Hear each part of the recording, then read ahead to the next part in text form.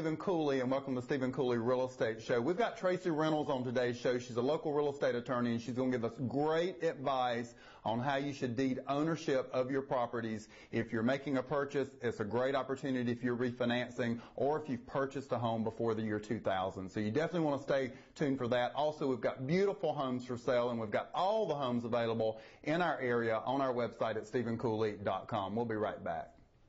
This presentation of the Stephen Cooley Real Estate Show is sponsored by South Carolina Bank and Trust. We believe in South Carolina. Hello, I'm Stephen Cooley, and welcome to Stephen Cooley Real Estate Show. It's a pleasure to have you join us on today's show, and it's also a pleasure to have Tracy Reynolds, who's our legal expert. Tracy is a local real estate attorney, and you give us great legal advice when it comes to real estate over the years on the show. And so today, Tracy, I wanted to talk about how properties are deeded to people, because if you purchase a property with another individual or multiple individuals, you can, whether you're married to them, not married to them, if it's friends or whatever, when you come into the attorney's office, you can pick between tenancy in common and joint tenancy, and it all has to do with if one of the owners passes away, what happens to the ownership of that property. Right. So let's just say you got two people walking in your door and they pick tenancy in common. What does that mean?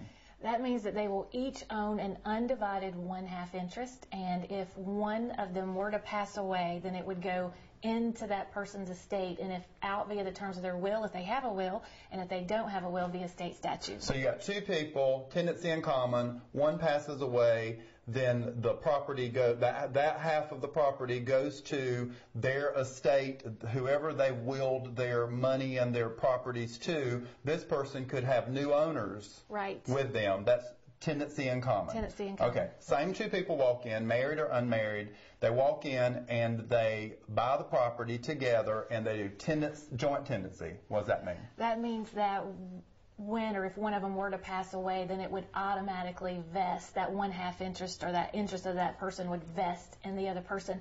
Just by filing a death certificate at the courthouse, it puts people on notice that this person has now passed away, so this person is the full owner. Okay, so both people walk in, they buy the property, they choose joint tenancy, one passes away, no matter what they've will says, this particular property fully goes to the other person. Right. And so these are issues and things that you need to discuss, and whether you're married or not, because if you're married and you've got children, then this half may go into the will and go to the children. They could be underage. Right. They may not be able to sell real estate because they're underage. You've got to address all those things. If you do joint tenancy, the surviving spouse owns the property, and they can decide what they want to do with it. And in the state of South Carolina, it's important to note that that statute did not become available until August of 2000. So if you purchased your property before 2000, you do not have joint tenants with rights to survivorship, and you may want to take a look at that.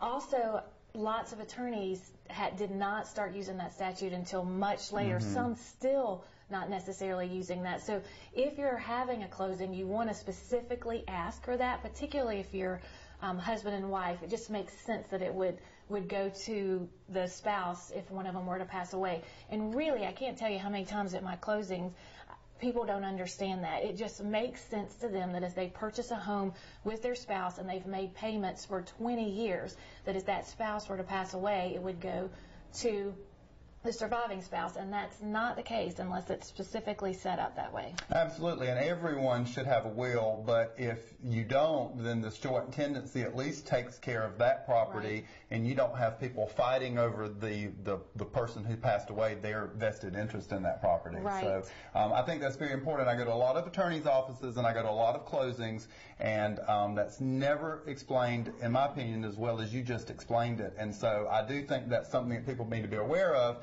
And you're at the closing, there's other people around the table, you've got two realtors, you've got the sellers, the buyers, sometimes the lender, multiple people at the table, and you really need to think about this before you get there, because it's actually something that you probably want to talk to the other person about. Right. and cover that. And you've been so great at explaining it, and I know you're going to give out your contact information today, but if people don't understand it, hopefully they can call you and discuss it. Yeah, they can. And again, just take a look at your deed, and if it's before 2000, certainly it's not set up that particular way. And in doing refinances, particularly with the rates as they are now, we're doing more and more of those, and almost everyone that comes into my office who didn't initially close with me after the year 2000 is not set up joint tenants. And we can create that tenancy by just deeding it from yourself to yourself and putting that language in the deed, and then we'll mail that to you after closing. Well, our goal on this show is always to bring you the latest information on real estate and the ownership of real estate, and I know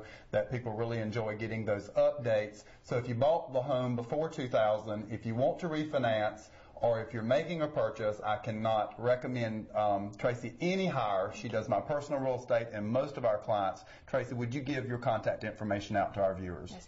You can reach me by phone at 803-328-0150, or if you just want to know more about me and reach my contact information, my website is threynolds.com. Absolutely. Thank you so much for being on today's show. We've got beautiful homes for sale on today's show. We've got every home available on our website at SC.flv.com. Thank you for watching today's show.